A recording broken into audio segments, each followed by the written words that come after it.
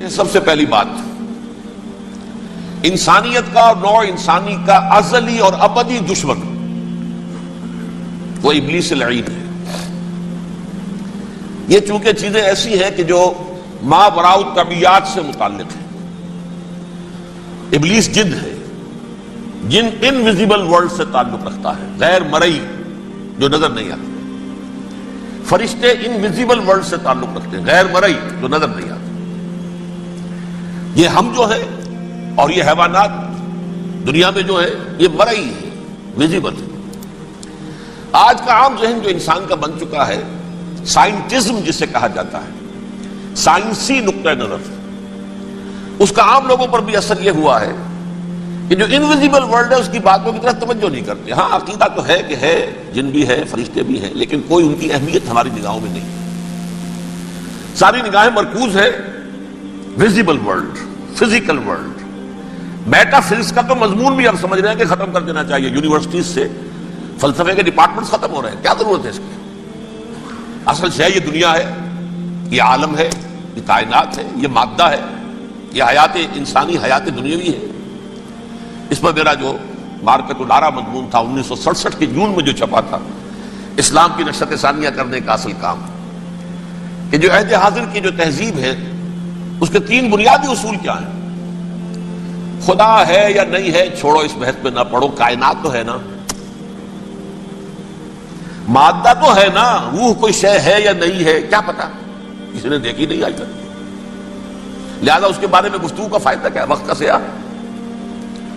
عالم آخرہ کوئی ہے یا نہیں ہے کیا پتا، کس نے آ کے بتایا مرنے کے بعد، لہذا اس بحث میں نہ پڑھو، یہ عالم دنیا تو ہے نا، اٹس ویری مچ پریزنٹ، لہذا ساری توجہ اس پر صرف کرو۔ تو خدا کے مقابلے میں کائنات پر توجہ، روح کے مقابلے میں مادے اور جسم پر توجہ، حیات اخروی کے مقابلے میں حیات دنیاوی پر توجہ۔ یہ ہے اصل میں کرکس آف دی میٹر، اس تہذیب جدید کا خلاصہ یہ۔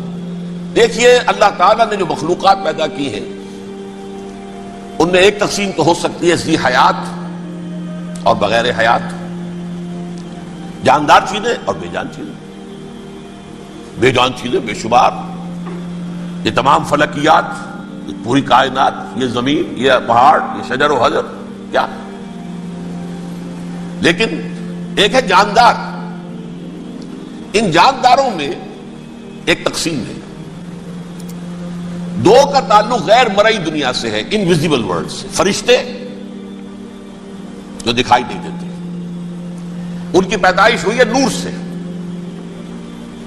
دوسرے جنات جو انسانوں سے پہلے پیدا کیے گئے، آدم سے پہلے، وَالْجَانَّ خَلَقْنَاهُ مِن قَبْلُ مِن نَارِ السَّمُومِ، جنات کو تو ہم بہت پہلے پیدا کر چکے تھے آگ کی نور سے، وہ بھی نظر نہیں آتے۔ تیسرے انسان اور اس دنیا میں جتنے بھی حیوانات ہیں، ان کا جو مادہ ہے وہ ارض، یہ زمین ہے، یہ مٹی سے بنے، تراب سے بنے، کرسٹ آف دی ارتھ سے بنے۔ اب ان میں ایک تقسیم ہے، ایک وہ ہے، ان تمام میں شعور تو ہے، حیوانات میں بھی شعور ہے، خود شعوری جسے کہتے ہیں سیلف کانشسنس، یہ صرف 3 میں ہے، فرشتہ، جن اور انسان۔ حیوانات میں خود شعوری نہیں ہے، کانشسنس ہے، سیلف کانشسنس نہیں ہے۔ تھوڑی سی بات سے سمجھا دوں آپ کو، میں دیکھ رہا ہوں، آپ مجھے دیکھ رہے ہیں، کتا بھی کوئی یہاں ہوتا تو مجھے دیکھ رہا ہوتا، لیکن کتے کو مجھے دیکھتے ہوئے یہ احساس نہیں ہوتا کہ میں دیکھ رہا ہوں، یعنی کتے کو یہ احساس نہیں ہوتا کہ وہ دیکھ رہا ہے، مجھے دیکھ تو رہا ہے، اس کو میں کا احساس نہیں ہے کچھ۔ میں جب دیکھ رہا ہوں تو میں سمجھتا ہوں میں دیکھ رہا ہوں، میں ہوں کوئی شے جو دیکھ رہا ہوں، یہ خود شعوری ہے، سیلف کانشسنس۔ کسی بھی کام کو کرتے ہوئے اپنے وجود کا احساس، میرا فیصلہ ہے، میری رائے ہے، یہ ہے در حقیقت سیلف کانشسنس، انا، سیلف، خودی۔ یہ حیوانات میں نہیں ہے، یہ ہے صرف ملائکہ، جنات اور انسان۔ اب یہاں مسئلہ پڑ گیا، بڑا پرپیچ مسئلہ۔ اللہ تعالیٰ نے پہلے ثانی ارواح کو پیدا کیا نور سے، پھر ناک سے پیدا کیا، نار سے، آگ سے جنات کو، پھر مٹی سے بنایا، آدم کا حی اللہ، اس میں روح پھونک دی، اب آدم بن گئے۔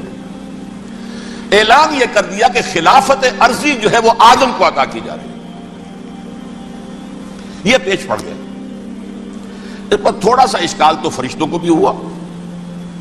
قرآن میں ہے سورہ بقرہ کے 4 رکوع میں اتجعل فیہا من یفسد فیہا ویسفک الدماء ونحن نسبح بحمدک ونقدس لک.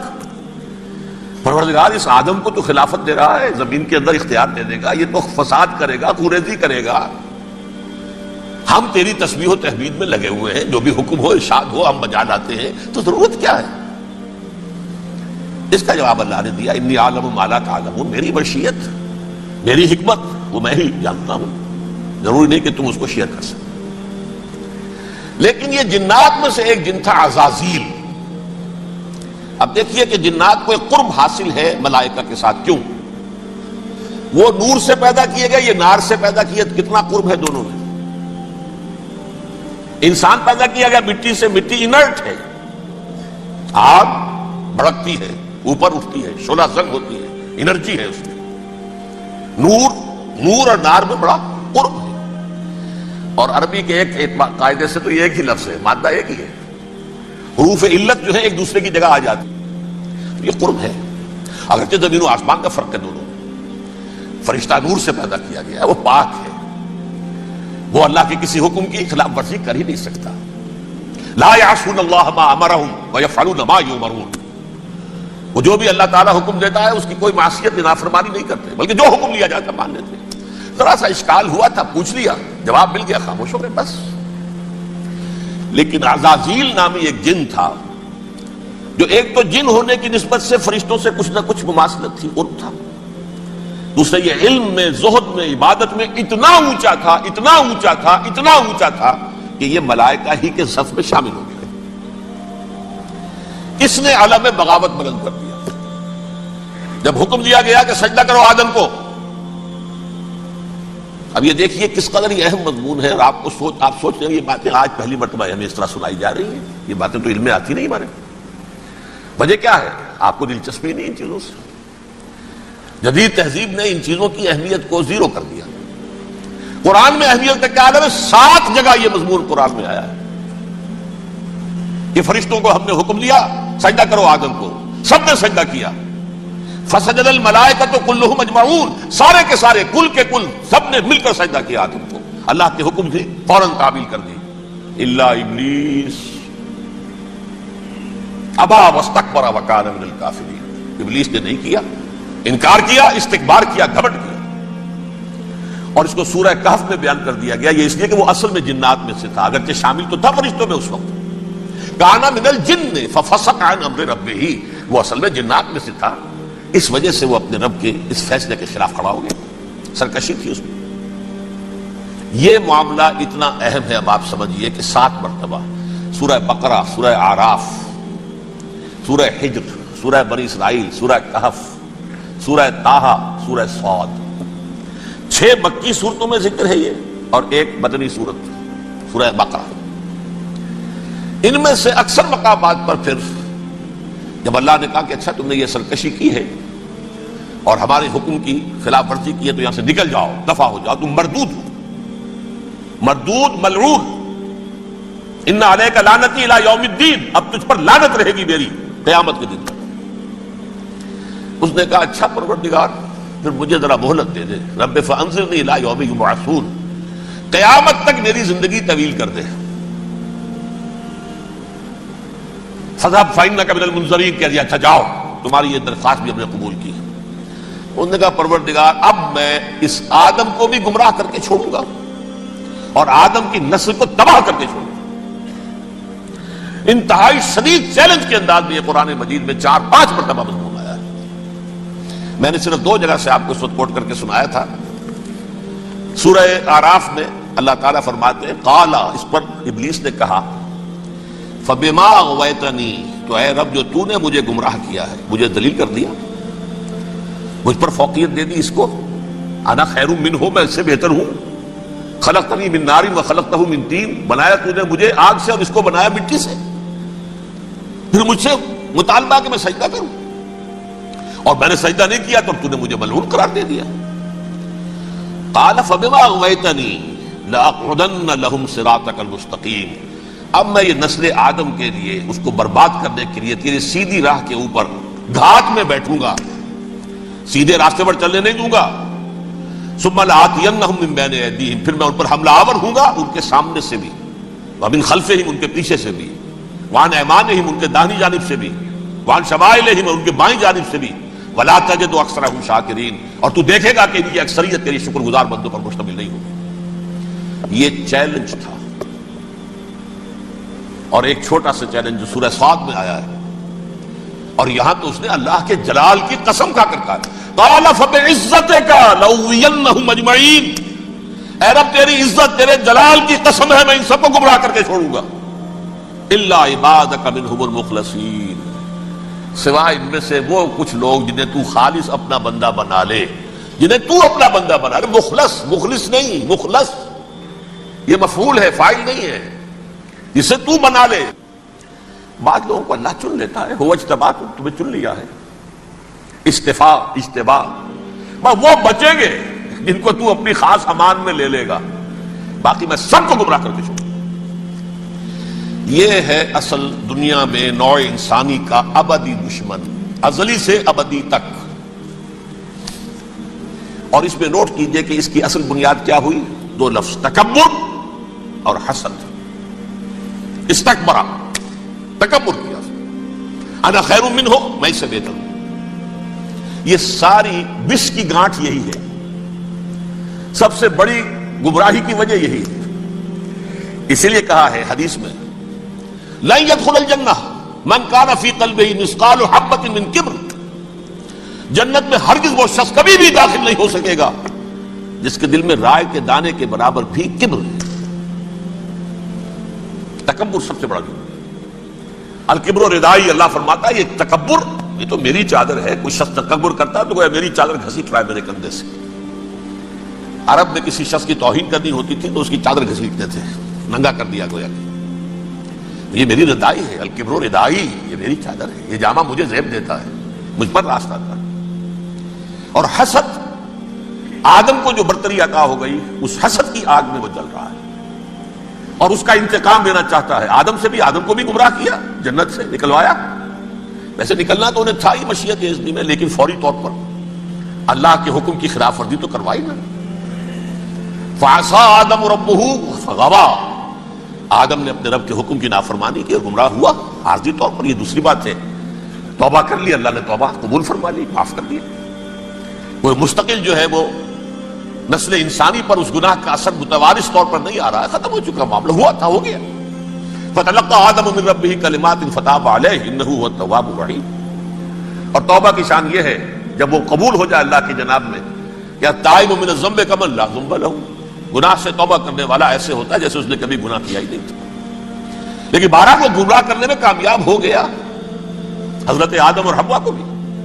اور نوع انسانی کی عظیم اکثریت، عظیم اکثریت، عظیم اکثریت اس کے داؤ میں آئی ہوئی ہے نہیں. کتنے ہیں وہ عباد اللہ المخلصین، الا عبادک منہم المخلصین، کتنے ہیں جو واقعتاً خالصتاً اللہ کے بندے بن گئے ہوں، جنہیں اللہ نے اپنا بنا لیا، اپنا قرار دے دیا. اب اس کے ساتھ نوٹ کیجئے، اس ابلیس کے ساتھ ایک فوج بھی ہے جسے قرآن مجید میں کہا گیا ہے یہ اس کی پارٹی ہے، حزب الشیطان. یہ اکیلا نہیں ہے. ایک تو وہ عزازیل ہے، اس کی طویل ترین عمر اللہ نے دے دی، وہ تو قیامت تک رہے گا. باقی بھی جنات جو ہیں ان کی نسل میں سے، یا اس کی نوع میں سے، اس کی نسل میں سے، جنات کی عمریں انسانوں کی عمروں سے زیادہ ہیں، بہت زیادہ ہیں، لیکن پھر بھی اتنی نہیں ہے. یہ خاص ہے اس کا معاملہ کہ اس نے کہا تھا رب انظرنی الی یوم یبعثون، مجھے دے دے مہلت اس وقت تک تاکہ میں ثابت کر کے دکھا دوں کہ جسے تو نے یہ خلافت دیا یہ اس کا اہل نہیں ہے. Let me prove this point. ولا تجد اکثرہم شاکرین، تو ان کی اکثریت کو شکر گزار نہیں پائے گا. وہ ابلیس جو ہے وہ ریکروٹ کرتا ہے اپنے فوجی، اول تو خود جنات میں سے جو اس کے نمبر 1 لشکری ہے. قرآن مجید میں اس کا اشارہ دیا گیا ہے، انہو یراکم ہوا وقبیلہ من حیث لا ترونہم. دیکھو لوگو، اے انسانوں، وہ ابلیس لعین عزازیل اور جو اس کے قبیلے کے لوگ ہیں، جنات ہیں، وہ تمہیں وہاں سے دیکھتے ہیں اور تاکتے ہیں اور حملہ کرتے ہیں جہاں سے تم انہیں نہیں دیکھتے. وہ غیر مرئی ہیں, انویزیبل ہیں, تمہیں نظر نہیں آتے. ویزیبل دشمن کا وار تو روک لو گے, انویزیبل کا کیسے روکو گے؟ انہو یراکم ہوا وقبیلہ, اکیلا ہی نہیں ہے وہ تو تمہیں تاکتا ہے, تم پر حملہ کرتا ہے, گھات میں لگ کر جو ہے تمہارے اوپر حملہ کرتا ہے, وہ بھی اور اس کے ساتھ اس کے قبیلے کے لوگ جنات بھی, من حیث لا ترونہم, جہاں سے کہ تم انہیں نہیں دیکھتے. لیکن اس کے علاوہ وہ انسانوں میں سے بھی ریکریوٹ, رنگ روٹ, وہ بٹپٹ, وہ جو ہے ان کو اپنے پاس رکھتا ہے فوج کے اندر. جس کی سب سے بڑی مثال کیا ہے؟